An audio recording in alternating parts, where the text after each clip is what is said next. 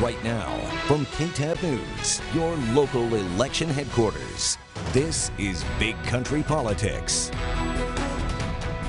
Thanks so much for being here. I'm Travis Reese, and we do start our show with coronavirus impact. This pandemic has left a lot of people jobless. The number of those unemployed continues to rise, but as Governor Greg Abbott works to reopen the economy, it seems unemployment numbers seem to be decreasing.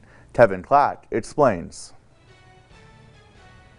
Back in mid-March, when COVID-19 had officially forced Abilene to close its doors, unemployment in the key city rose to an all-time high. In the 3 weeks in March when the COVID-19 started, there was 5,704 individuals who filed for unemployment.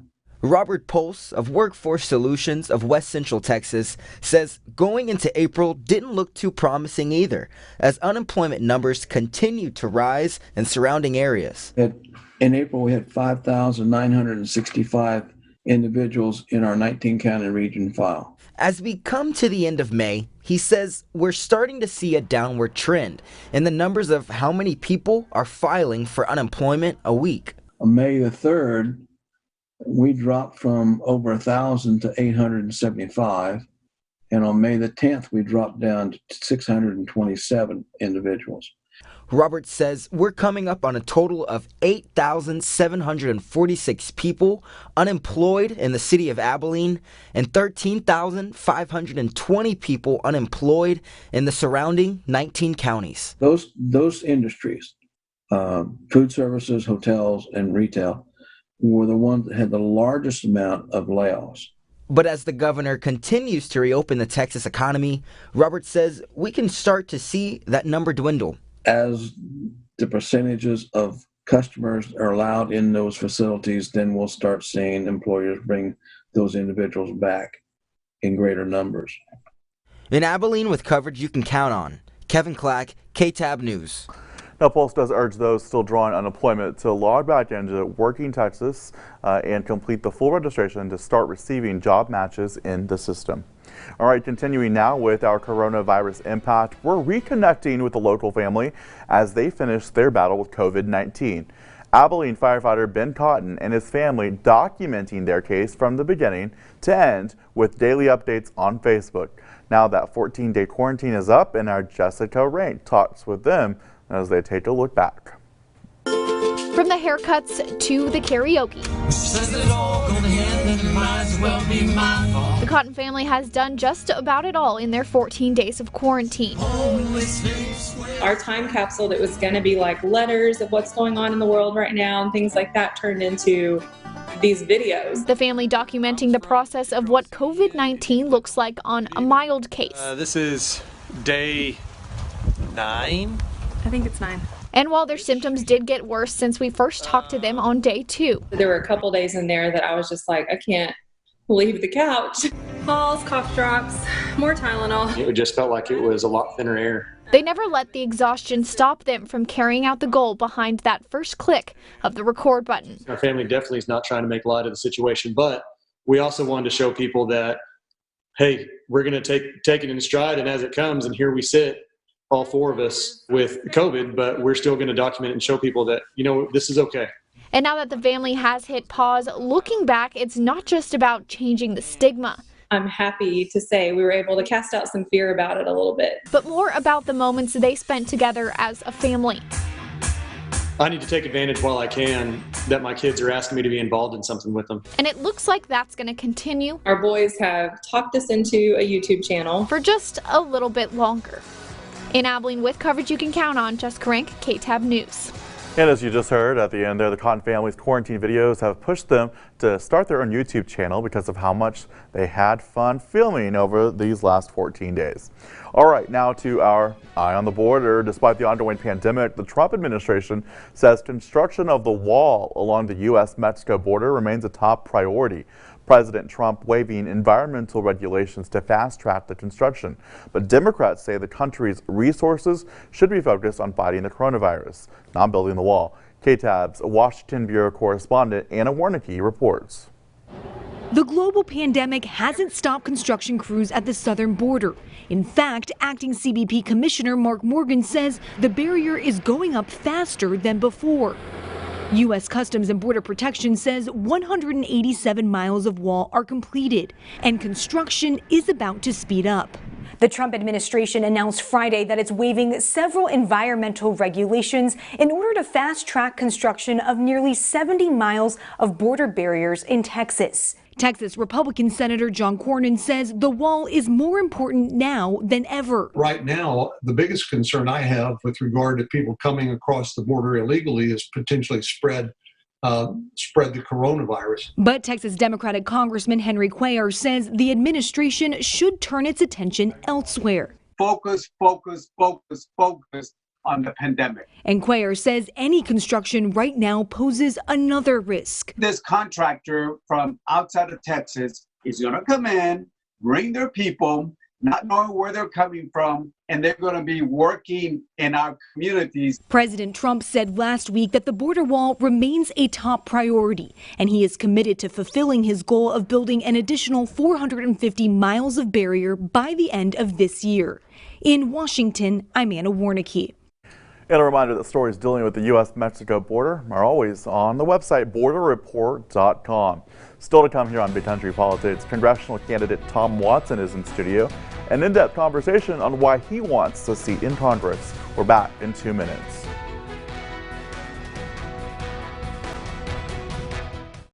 Big Country Politics on KTAB continues. Welcome back. Believe it or not, November is not too far off, and one race here in the Big Country we're paying lots of attention to is the race for the U.S. House of Representatives, District 19. Jody Arrington is the current holder of that spot, but right now we have Tom Watson, the Democratic challenger for District 19 in Congress. Thank you so much for joining us. Thank you very much for having me. All right, so for those people out there who may not know you, why don't you tell us a little bit about yourself, Mr. Watson? Well, I am a native Texan. I was born in Lamar County and lived there through high school. I went to high school at Roxton High School, a very small school in northeast Texas. Then I spent the first 2 years of college at Lawnmowers College in Jacksonville, then to the University of Texas, where I got my undergraduate degree. Following that, I spent time in the United States Marine Corps, including a tour in Vietnam. After being released from the Marine Corps, I went back to the University of Texas and entered law school.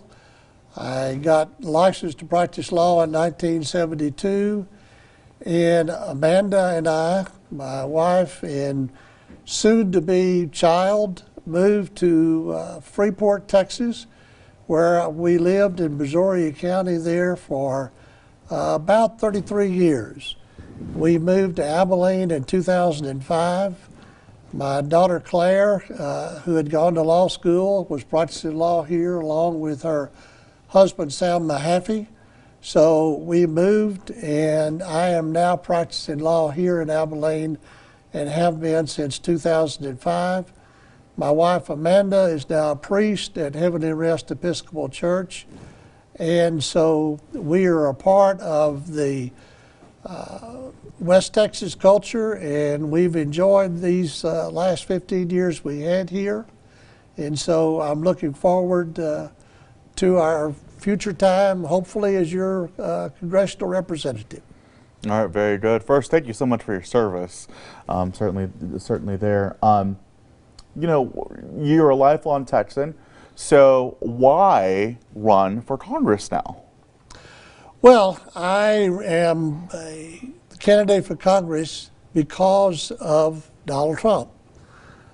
Donald Trump is president, and I do not agree with what he does, and so I felt like I needed to take some action in that regard. So I have signed up for Congress mainly because Representative Arrington has totally supported Donald Trump. If he had indicated that he had any space between his views and Donald Trump's views, I probably would not have filed. but I waited until 3 o'clock on the last day of filing and decided to go ahead and do it. And so I have enjoyed so far this campaign, although it's not been a campaign that anybody looked forward to, with the issue of the coronavirus coming up and that taking precedent over everything.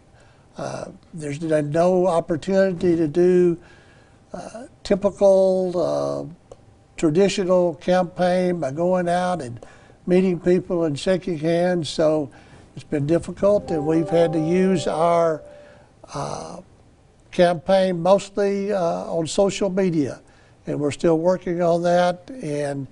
But as soon as possible, we will get out and work harder and meet the people of the Congressional District 19, which runs from Abilene to Lubbock and past. So it's a big place. All right. So tell me, some of the specific issues that you guys are working on in your campaign. Well, first of all is that we need to be very careful about coming out of this coronavirus pandemic.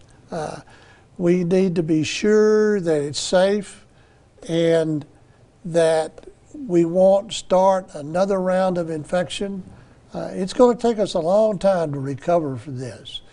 So the big thing is the economic recovery and trying to take care of all those people that are impacted economically.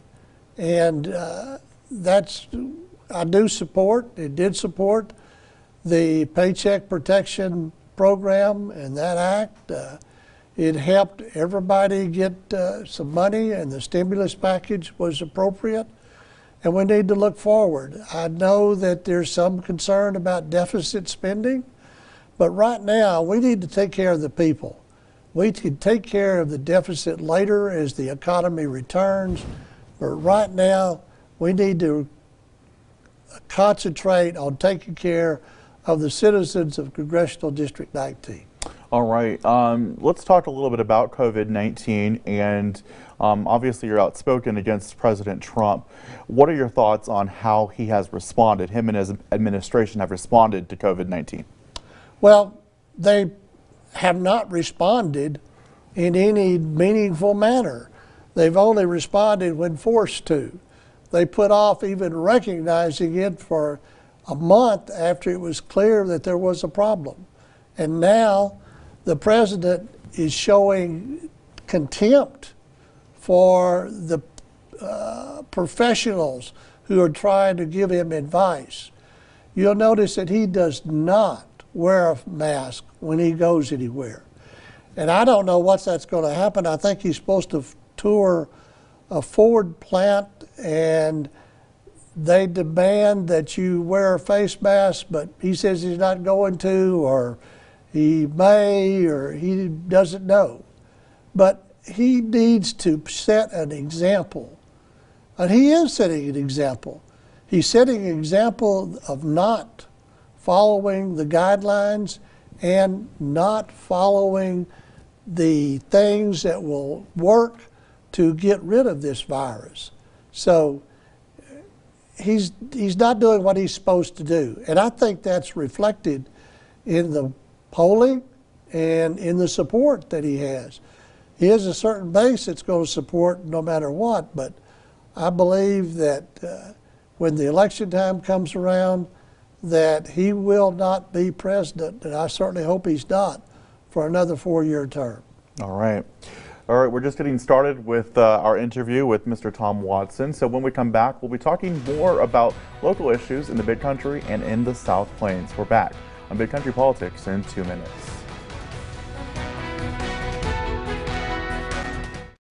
Big Country Politics on KTAB continues. Big Country Politics, joined here by congressional candidate for District 19, Tom Watson. Mr. Watson, thank you so much for joining us here today. I want to know, as of course, campaigning is a little bit non-traditional right now, but what are you hearing from folks around our area? What are the big issues that people want attention drawn to? Well, I think, of course, the big issue is the coronavirus. and the response to it, whether it's the response to open up everything or if it's to keep it tight down. I think that we need to keep it as closely tied down as we can. I note that the rate in Travis County, Austin, is much lower than some of the other places around the state because they've got into it quicker and they're staying with it. My son's a lawyer in Austin, so they are maintaining as much as possible, and I think that's working for them. So I'm hopeful that we won't have a resurgence, but if it does, it will just set things back even more. So I think there's a risk of coming out, but I know that we do have to at some point in time. So we simply have to evaluate the risk, and I think most of the institutions, such as the educational institutions, I watched what's going on with the University of Texas, and they're going to restart classes, but they're going to dismiss for Thanksgiving and then probably do online learning for the next 10 days or 2 weeks to finish out the semester. Mm-hmm. Now, District 19 is obviously a vast area. It includes South Plains area, the Lubbock area, all the way down in this weird shaped polygon type thing, all the way through Abilene and ending right about here in Abilene, but it's a little bit south of us too. But there's a lot of rural America in this, and with rural America, with coronavirus, there's been a lot of attention. We've been talking about rural healthcare. And some of these hospitals, these towns have had to shutter their hospitals. That's a big issue your campaign is highlighting too, right? Yes, it is. And the problem with the rural hospitals is that most of the assistance that has been promised or is on the works that the current administration is pushing are physical additions to the hospitals. But what we really need is help taking care of the health care cost, taking care of the doctors and nurses and people that are administering the health care. And the best way to do that, take care of that problem, is open up Medicare, Medicaid, for the state of Texas. And the governor has the authority to do that, and he's refused to do that. And I think that's a travesty, and that's something that the people of Texas ought to demand that the governor do. It doesn't cost the state. It simply opens up Medicare and Medicaid to pay for more forms of medical attention. And buildings don't cure people. People cure people. And that's what we need. We need ways to take care of the people that are dealing with this problem. All right. A big issue that Representative Arrington has really kept in the limelight has also been Dyess Air Force Base. How would you plan to support Dyess Air Force Base and the impending B-21 coming to Dyess? Well, I certainly would be in favor of that and would support Dyess Air Force Base in every way that I could. I have a military background. I did serve in the Marine Corps. So I know how important those facilities are, both for the economy and for our protection. And Dyess Air Force Base is where it is because of the geographical location, makes it suitable for landing and taking off of large airplanes. And that is something that's we're going to need for a long time. So we need Dyess Air Force Base, and we need all of the military installations that we currently have in the big country. But we need to help them, and primarily what we can offer is moral support and support the individuals that are working out there, both in the community and on the base. And Dyess Air Force Base and the military establishment there has been quick to respond to emergencies in Abilene where we had tornado, and they were right there offering help, primarily through physical help with the manpower necessary to work for those, putting those people back in their homes. So it's a combination, it's a benefit to both us as Abilene citizens and the Air Force Base. All right. I see your website, raising minimum wages. Let's talk about that real quick. You want to raise minimum wage. You want that to be raised, right? Yes, I do. If you look at the research, you will find that the present minimum wage in Texas and the federal minimum wage is $7.25 an hour. And that was done in 2009. And nobody should, with a straight face, say that what was adequate in 2009 is still adequate today, 11, 12 years later. It's not. We need to get to $15 an hour minimum wage. Now, people talk about small businesses and you're hurting small businesses. That's just simply not true. I have run a small business since mid-1970s. Practicing law, I've been in private practice for that long, both in Missouri County and here in Abilene. And the big thing about small business is you've got to take care of your people. You don't want to not pay somebody and have them leave and go somewhere else. So the big deal is get enough money into their pocket so that they can keep that. And if you raise the minimum wage, it'll be done. It's going to be done gradually. It's not going to jump from $7.25 to $15 in one day. It's going to be spread out over several years, just like it's been done in the past. And small business can adjust to those things.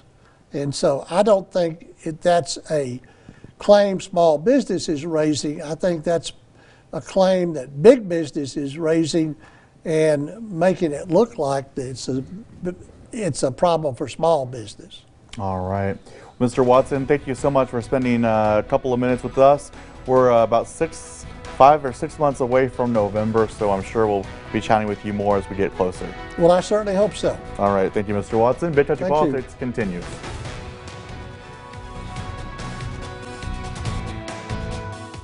Big Country Politics on KTAB continues. That does it for this week's edition of Big Country Politics. We'll see you next week, same time, same place. Thanks for watching.